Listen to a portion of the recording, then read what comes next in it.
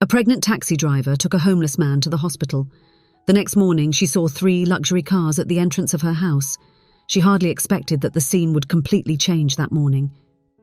Discover through this thrilling story full of compassion and mystery how a simple gesture can change the future of many lives.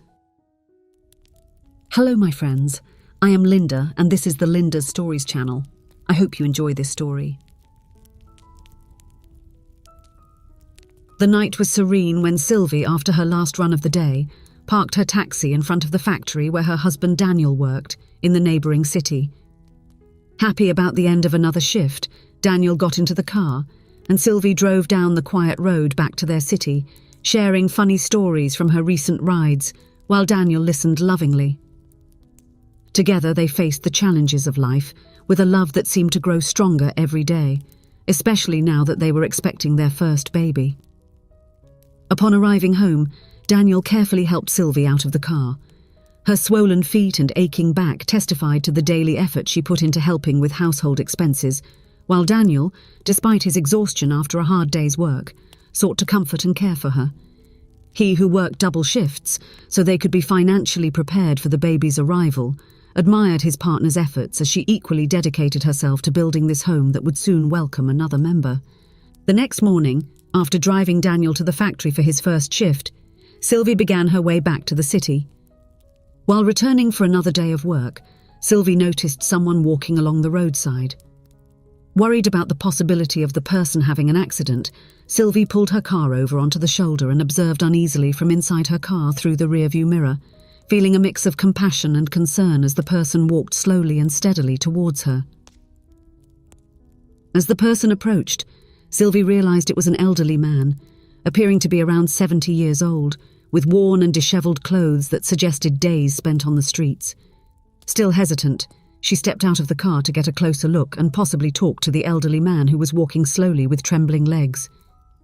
Betrayed by the weakness of his legs, the man stumbled and fell to the ground.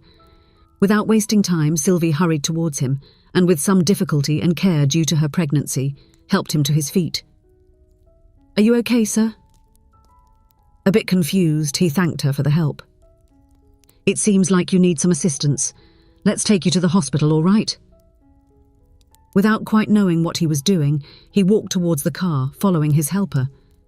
When he realised it was a taxi, the elderly man hesitated a bit and said, "I don't have any money, ma'am. I can't pay for a ride." "Don't worry about that. Today the ride is on the house," joked Sylvie. "Get in, we need to see a doctor." As she drove towards the hospital, Sylvie tried to create a welcoming atmosphere in the taxi. Looking through the rearview mirror, she directed a kind smile at the man beside her. "What's your name?" Sylvie asked softly, attempting to break the ice of uncertainty and learn more about the man in her taxi, breaking the indifference he had likely experienced after years of being ignored by those who crossed his path. The man, staring out the window with a distant look, clearly appeared confused and seemed to struggle to recall. I am Paul, I think, but my memory has been playing tricks on me lately." Sylvie nodded understandingly. "Don't worry, Paul. Sometimes life brings us challenges that are difficult to bear. How did you end up in this situation?" Paul sighed, looking at his wrinkled and dirty hands. "I'm not sure." Diverting his gaze once more, Paul answered Sylvie's questions with few words, and vaguely, indicating that his confusion extended beyond what might have been caused by his fall. Sylvie felt a pang in her heart, imagining the stories Paul carried with him. "Well, you're not alone now. We're on our way to the hospital, and there we'll figure out the best way to help you." Throughout the rest of the drive, Sylvie continued the conversation with Paul, exploring the fragments of his lost story, trying to establish the reason why he had been walking alone on a road. Upon parking in front of the hospital, Sylvie helped Paul out of the taxi, carefully guiding him through the entrance. The imposing building contrasted with the humility of the taxi and Paul's situation. Upon entering the building, Sylvie approached the reception, where an attentive nurse came forward. "How can I help you?" Sylvie pointed to Paul, explaining the delicate situation. "This is Paul. He had a fall, has some injuries and needs care." The nurse nodded understandingly, instructing them to wait in the waiting room. As Paul settled down, his eyes, once dull, now lit up with a mixture of admiration and curiosity, as he observed the bright lights and the activity of the hospital. It seemed to bring back some distant memory that Paul still couldn't identify. Minutes stretched on, and a doctor finally called them. Sylvie stood up, accompanying Paul to the consultation room. While he received the necessary care, Sylvie recounted to the doctors the conditions in which she had found Paul. Sylvie stayed ready to offer support, feeling a bit of remorse for not approaching Paul to help before his fall. In the consultation room, the doctors carefully evaluated Paul. Their serious expressions reflected the concern for the elderly man's health, who, despite his frail appearance, showed signs that his story might go beyond the streets. "He needs to be admitted. He is dehydrated, his body is weak, and he needs immediate care," one of the doctors told Sylvie while Paul listened attentively. Another doctor, surprised, observed Paul's condition. "It's curious. Despite the conditions, he doesn't seem to have lived on the streets for long.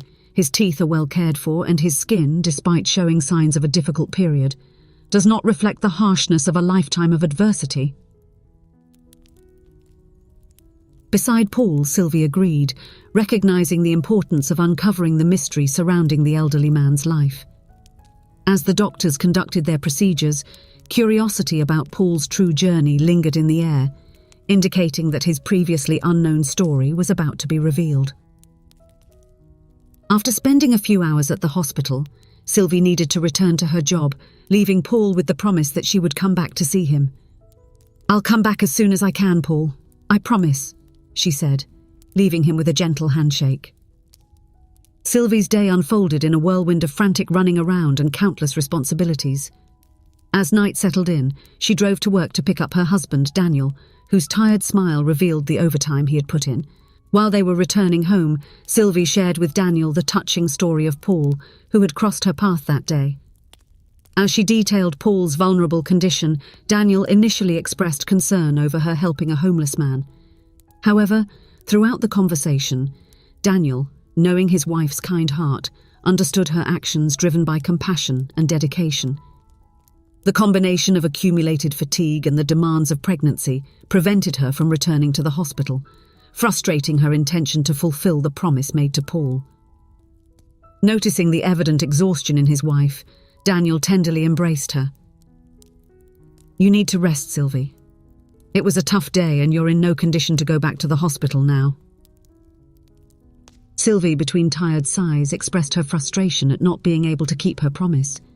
Daniel, fully understanding, smiled reassuringly. "Don't worry. Tomorrow is a new day. We'll go back to visit Paul together. He will understand." As Sylvie retired for the night, the unfulfilled promise lingered in the air, awaiting dawn to be realized. The next morning, while the couple shared their coffee and prepared for another busy day, the tranquil atmosphere was abruptly interrupted when Sylvie and Daniel noticed 3 black luxury cars parked in front of their house.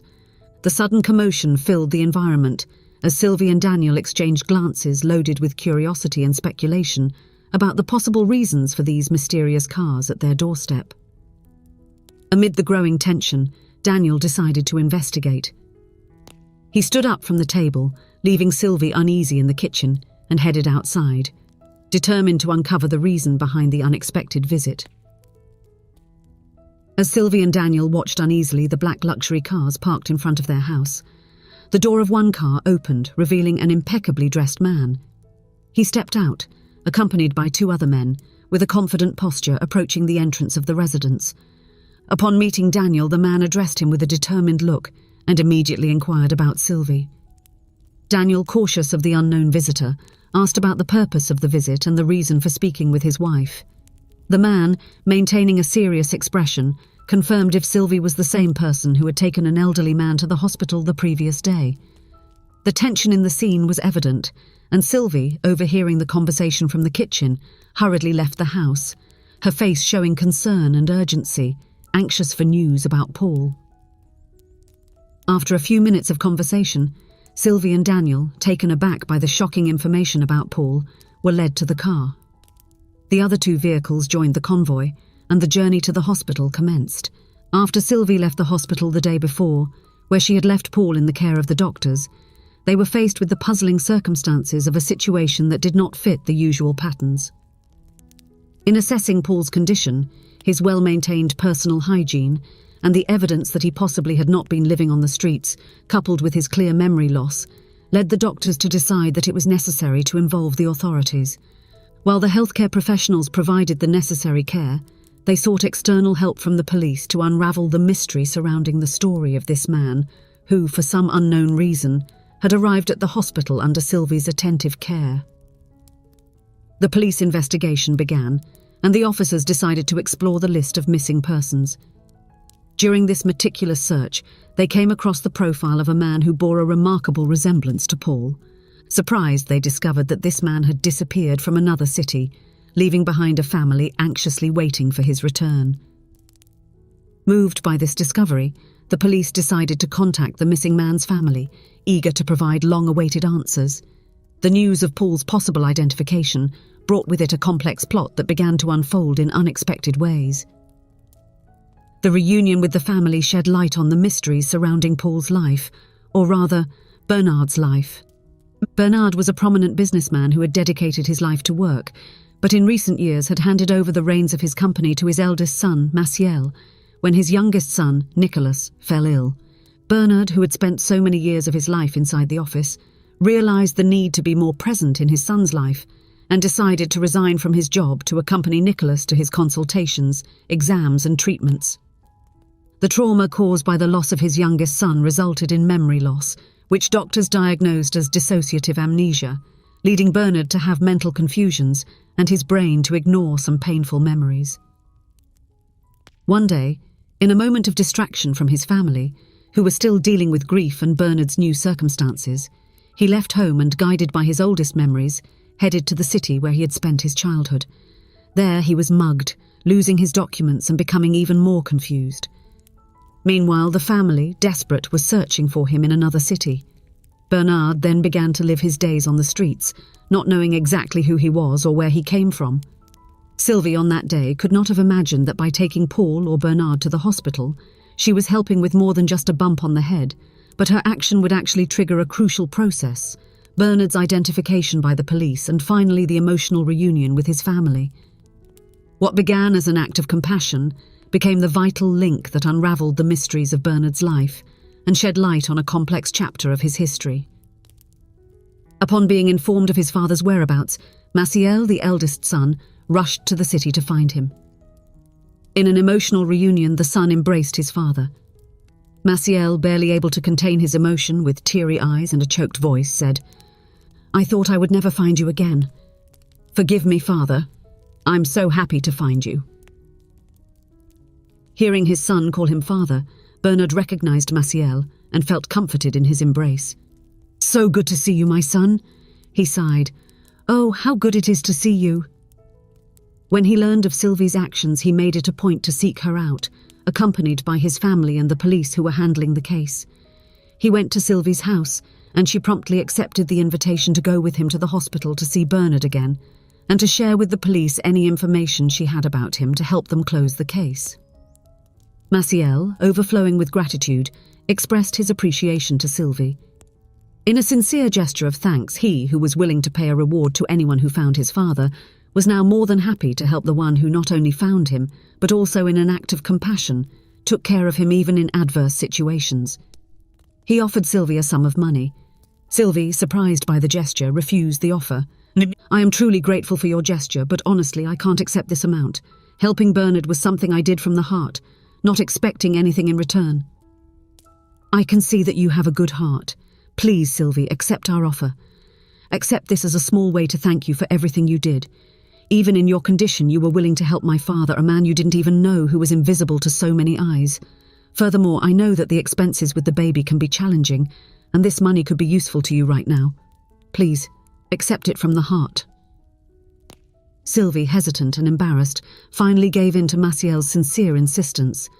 "Well, I don't even have the word. Thank you so much. I will accept it as a gift for my baby. I'm happy to know that Bernard has a family that loves him and will take care of him." Sylvie and Daniel returned home grateful for the gift they received, but even happier for how Bernard's story had turned out. Meanwhile, Bernard was taken to the comfort of his home and his family, where he would receive all the care and affection he needed. Bernard's story shows us how the simple act of reaching out to help a stranger can sometimes change destinies. This story highlights the importance of empathy, generosity, and the willingness to act, showing that when we are willing to help and share kindness, we can make a difference in people's lives in ways we never imagined. Expressing gratitude to those who help us is a very important gesture. It demonstrates the importance and impact that such a gesture, whether big or small, had on our lives. So we want to hear your story. Leave your comment here thanking the person who helped you and made a big difference in your life and show your gratitude. If you enjoyed, please give it a like and subscribe to the channel. Leave a comment with a number from 1 to 5 to let us know how much you liked the story.